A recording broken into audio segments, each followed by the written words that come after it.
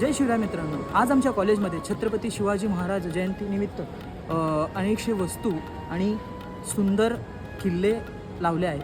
तर तुम्हाला मी दाखवतो की किती मस्त मेहनत घेतली आहे किल्ले बनवलेत.